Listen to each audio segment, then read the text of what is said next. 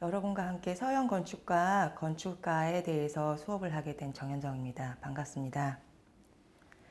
첫 번째 강의입니다. 서양 건축의 시작으로서 고대 그리스와 로마에 대해서 수업을 진행하게 됩니다. 도시 문명과 함께 건축은 진행해오고 있습니다. 여러분들이 실제 생활에 있어서 가장 가까운 건물들이나 건축물들을 함께 살아가고 계신데 실은 그 역사가 굉장히 오래됐습니다. 도시 문명이 기록술과 함께 남아있는 것이 거의 이제 만 년이라고 보시면요. 만 년의 역사 속에서 도시와 함께 건축이 쭉 진행이 되어 왔고요.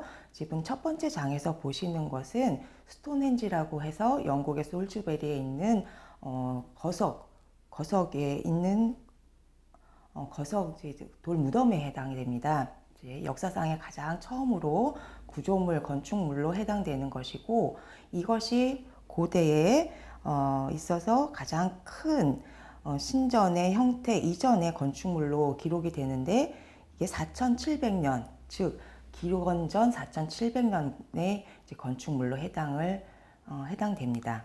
그 다음에 지구라트라고 해서 메소포타미아 문명이 진행이 되는데요. 이 메소포타미아는 약 기원전 3000년 정도에 해당이 되는 문명입니다. 이 지구라트가 여러분들이 가장 잘 알고 계시는 이집트의 피라미드 이전의 형태입니다. 돌단의 기초를 쌓고 그 위에 계단 형태를 취하고 있는 건축물인데 그 정교함이 굉장히 뛰어난 장인 정신에 있어서 지금으로 봐서도 그 세밀한 정도를 굉장히 놀라울 정도의 모습을 보이고 있는 게 기원전 4700년 정도 이전의 건축물입니다. 그리고 나서 이제 이집트로 넘어가는데 지금 화면에서 보시고 계시는 세 개의 피라미드가 기자 지역에 있는 가장 유명한 피라미드입니다. 자, 그 중에 가운데 있는 것이 가장 높은 것을 보실 수가 있습니다. 그 세 개의 피라미드 이름은 각각 멘카우레, 쿠프, 그리고 카프라 이렇게 이름이 있는데요. 가운데 있는 것의 높이가 굉장히 높습니다. 그 146m 정도로 해서 그 다음 세대에 있는 이제 고딕 시대로 흘러갈 때 그 바실리카라고 하는 높은 건축물이 나오기 시작하는데 그 높이보다 굉장히 더 높습니다. 그 이집트는 여러분들이 잘 아시듯이 피라미드는 왕의 힘을 나타내고 있지요. 거의 신의 힘을 반영하는 듯한 왕의 권력을 상징하기 위해서 그 사후 시대에도 왕의 힘을 나타내기 위해 피라미드를 건축을 했습니다. 자, 그 다음에 이제 미노스 궁전이 있는데 지금 유적으로는 뚜렷하게 나타나고 있지만 자료에는 남아있는 화면들입니다. 근데 미노스 궁에서는 기둥들이 나타나기 시작합니다. 기둥이 이렇게 잠깐 잘못된 거 아니야 할 정도로 좀 다소 어색한 것이 보이시죠? 어떤 것인지 혹시 찾아내셨나요? 기둥이 위에부터 아래로 좁아지고 있는 현상을 보실 수가 있습니다. 이게 예를 들어서 똑바르게 내려오는 기둥들이 있으면 다소 아래층이 좀 묵직하게 둔탁한 형태를 공간을 가질 수 있는데 이 상태 여기도 마찬가지로 기원전에 해당되는 시대인데도 불구하고 공간이 넉넉해지기 위한 효과를 이 기둥의 아랫부분을 좀 줄여가면서 공간의 개방감을 다소 넓혀줬다고 생각하시면 되겠습니다. 이게 이제 초기 형태고요. 나중에 그리스나 로마의 기둥의 방식에서 더 정교하고 정확하게 적용되는 방법들로 이어지게 됩니다. 자, 오른편에 보시면 도시의 사진이 보이실 겁니다. 이게 초기 그리스와 로마 시대에 도시국가 형태를 이루고 있는 전경이라고 보시면 되겠습니다. 이 전경에 보실 때 가장 눈에 띄는 우뚝한 건물이 신전에 해당이 됩니다. 자, 이렇게 신전과 여러 가지 건물들이 제대로 들어가기 전까지는 가장 중요한 것은 이 건축물 중에서 이제 무덤이나 아까 처음에 나왔던 스톤헨지 같이 이 4, 5세기의 건물들로 구축이 되는 것이 이제 있었는데 이 중에 이제 아래에 보시는 아트레우스의 보고라고 하는 묘지입니다. 이 묘지 형태가 기록되어 있는 것 중에서는 가장 오래된 그리고 이제 이집트 피라미드와 더불어서 또 다른 형태의 무덤의 형태를 건축으로 나타내고 있는 것입니다. 자, 중간에 있는 도면이 평면인데요. 사각형으로 보이는 것이 있을 겁니다. 사각형이 길게 마치 통로같이 보이는 이름이 드로모스입니다. 60m 정도에 해당이 되는데 그 길이는 마치 고된 인생을 길게 걸어가는 사람의 여정을 나타내고 있고, 그리고 나서 조금 더 좁은 통로를 지나서 방대하게 넓어진 원형의 공간이 무덤입니다. 여기가 톨로스라는 이름이고요. 다른 세계에 내가 도달했을 것 같은 착각을 일으키는 공간으로, 그러니까 다른 세상을 나타내는 공간에 무덤을 안치하고 있습니다. 자, 이제 나오는 것이 아크로폴리스라는 이제 도시입니다. 우리가 국가가 이루어지긴 단위 세대의 국가로 넘어가는 것은 조금 후에 이어지고요. 고대 그리스 로마 시대에는 도시가 하나의 국가의 역할을 했습니다. 그래서 그 단위의 영역을 아크로폴리스라는 영역으로 구분하고 있고요.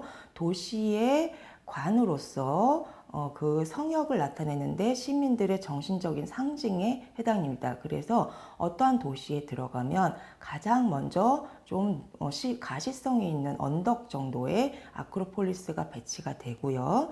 그 위치에 가장 중요한 것은 먼저 신전이 자리를 잡게 됩니다. 자, 그래서 고대 그리스 도시의 아고라의 이제 스토아라는 것이 나오는데, 신전 다음에 그 근처에 아고라와 스토아라는 곳이 들어가는 그림을 보고 계십니다. 화살표로 확인하실 수가 있고요. 둥그렇게 점점점 되어 있는 것이 아고라에 해당됩니다. 자, 현대에서 얘기하면은 광장에 해당을 되고, 우리나라와 조금 다른 역할을 갖고 있는 것이 이 고대 그리스에서 광장, 즉 이름이 아고라인 영역에서는 모든 시민들이 참여를 할 수 있고요. 사교장의 역할도 하고 정치, 집회장, 또 그리스 하면은 여러분들이 잘 아시듯이 철학으로 유명합니다. 철학을 논하고 사상을 논하는 곳이 아고라입니다. 그 중에서 뭔가 좀 자세하게 쳐다보시면 옅은 사각형의 형태를 발견하실 수가 있을 겁니다. 그 사각형이 점점점점 있는 것이 기둥입니다. 기둥으로 10주랑을 형성되는 작은 통로 같은 공간이 있는데 굉장히 거대한 규모고요. 그리고 길이도 깁니다. 자, 멋진 포즈의 형태의 그리스의 하얀 옷들을 휘날리는 사람들을 한번 상상해 보시면서 보시면 이해가 더 빠르실 텐데, 하얀 옷을 휘날리는 멋진 사람들이 그 기둥에 기대서 많은 사람들끼리 이야기를 나누고 정치를 이야기하고 철학을 나누던 곳이 이 스토아라는 곳입니다. 자, 신전을 한번 조금 더 자세하게 살펴보도록 하겠습니다. 신전 건축은 그리스와 로마에 있어서 가장 큰 건축의 형태로 나타나는 특성을 이루고 있고요. 아래에 보시면 비례와 균형을 설명하고 있는 도면입니다. 신전의 윗부분은 삼각형의 공간이 있고요. 페디먼트라고 부릅니다. 그리고 작게 자잘하게 작은 기둥들이 나열되어 있는 것을 엔타블레처라고 하고, 그리고 본격적으로 커다랗게 기둥이 들어가고 있습니다. 이제 기둥은 그리스에서는 세 가지가 유명합니다. 도리아식, 이오니아식, 그리고 코린트식, 이런 세 가지 특성을 갖고 있는 기둥들이 시대마다 이어지고 있는데, 여기 그림에서 보시는 것은 여러분들이 도리아식 기둥을 보시고 계십니다. 도리아식의 특성은 기초로 올라가면은 하단부에 받쳐져 있는 부분이 바로 기둥부터 시작을 합니다. 그리고 나서 좀 단순한 형태의 마감을 하고 있고 엔타블레처로 이어지게 됩니다. 지금 보시고 있는 그 신전이 그 도리아식 기둥을 나타내고 있고요. 그 기둥들에 있어서 조금 아까 이제 미노스 궁전에 얘기했을 경우에 잠깐 나왔던 것을 보시면 착시 기법이라는 게 있습니다. 자, 이 신전들이나 건축물들이 대규모로 들어가게 됩니다. 그럴 경우에 기둥들이 나열이 되는데 일정하게 같은 간격으로 들어가면은 왠지 뭔가 비례가 맞지 않는 시각적인 그 착각이 들어갑니다. 그걸 착각으로 이용해서 교정을 하게 되죠. 착각을 이용한 착시 교정 기법을 적용한 배치 형태를 보고 계십니다. 왜냐? 그리스나 로마에 있어서는 건축물들이 수학적으로 질서 정연하고 정확하고 그 형태가 완벽해야 되는 것이 가장 중요했습니다. 그래서 이상적인 건축 형태를 표현하기 위해서 이 기법들을 연구하고 어떤 것이 필요할까를 가지고 5가지로 적용을 하게 됩니다. 우리나라의 절이나 전통 기법에서도 들어가는 베을린 공법이 있고요. 라이즈라고 해서 끝부분을 살짝 들어 올리는 듯한 이런 공법, 그리고 안솔림, 안쪽으로 살짝 더 두껍게 내밀어주는 안솔림 기법, 기둥 직경을 가운데 기둥과 이제 끝에 기둥을 살짝씩 조정해서 그 형태가 진짜 동일하게 보이게끔 하는 그런 방법. 그리고 마지막으로 그 간격도 조정하는 5가지로 건축 양식을 적용해서 완벽성을 기하고 있습니다. 자, 판테온 신전입니다. 이제 로마에 가시면요, 이 판테온이라고 하는 어마어마한 건축 양식이 기원 전에부터 존재를 합니다. 자, 판테온에 대해서는 조금 후에 설명이 되는데, 이제 그것도 그리스나 로마 시대의 중요한 건축물이기 때문에 사진으로 한번 넣어봤고요. 오른쪽에 있는 것은 콜로세움 원형 경기장이 일부 남아있는 모습이고, 이제 아래쪽에 있는 기둥이 나열되어 있는 것은 판테온 신전 내부와 외부의 모습입니다. 신전 건축에 있어서 이제 로마 시대는 조금 다른 그리스와 다른 모습을 가지고 있는데, 외관에 있어서는 완벽한 비례보다는 조금 더 묵직한 형태를 가지고 있습니다. 중심축이 더 중요하고요. 정면성의 묵직함이 더 강조되는 모습입니다. 주피터 신전의 사례의 이제 배치 평면을 보고 계시고요. 도시계획과 포럼, 다목적 광장, 대규모 외부 공간 등이 그리스의 아고라와 유사한 포럼으로 넘어가게 되고, 그 안에서는 아까는 그리스에서는 스토아라고 했던 것이 이 로마 시대에는 바질리카로 이어지게 됩니다. 여기도 마찬가지로 포럼에서 가장 중요한 위치는 먼저 신전이 들어가게 되고, 나머지 공공건축물, 지금으로 해당하면 법원 건물, 또 행정기관들, 문화시설들이 차례차례 들어가게 됩니다. 자, 이제 판테온 신전의 내부를 조금 더 설명을 하겠습니다. 이 안에서 중요한 것은 돔이라는 것이 나오게 되는 것입니다. 이 돔이 공간을 묵직하게 정형화된 사각형의 박스 안에 들어온 것이 아니라 조금 더 상승감을 주고 이게 다른 공간에 들어왔다고 하는 느낌으로 작용되는 돔이 이제 적용되기 시작한 가장 훌륭한 건물이 판테온이라고 평가를 받고 있습니다. 이 판테온이 이어질 수 있는 것은 교차 볼트와 배럴 볼트의 효과 덕분인데요. 배럴 볼트는 터널에 이어지는 아치가 쭉 이어지는 터널이라고 생각하시면 되고, 교차 볼트는 이것이 2개가 이어져서 약간의 굴곡면이 이어지는 형태로 공간에 이제 약간 미세한 조금 리듬감을 주는 공간으로 작용하게 되는, 당시로서는 굉장히 획기적인 방법이었습니다. 이것이 돔과 함께 적용된 게 판테온입니다.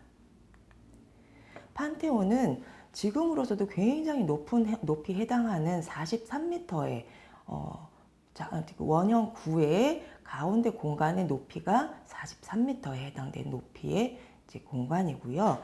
이 공간의 유일한 개방감은 이 원형에 있는 돔의 상부의 작은 계구부를 통해서 이어집니다. 자, 가보신 학생이 혹시 있으면 그 느낌을 확 아실 수가 있을 텐데, 가보지 않더라도 여기 그림에서 보시면 아래에 있는 사람의 키와 한참을 쳐다봐야 되는 계구부의 높이가 약, 건축물로 지금 현재로 해석하면 약 10m 이상의 높이입니다. 그걸 쳐다봐야 작은 계구부가 있고요. 날씨에 따라서 그 빛이 들어오는 효과가 공간에 대해서 초월적인 신성함을 자극하게 됩니다.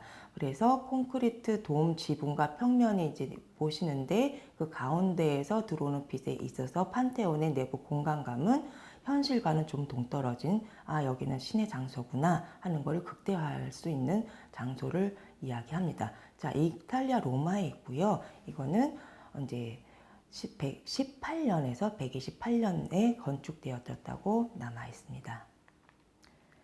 로마에 대해서 조금 더 설명을 하면 중요한 것은 건축물도 중요하긴 하지만 도로나 토목이 굉장히 발달했습니다. 현재로 남아있는 길이 있습니다.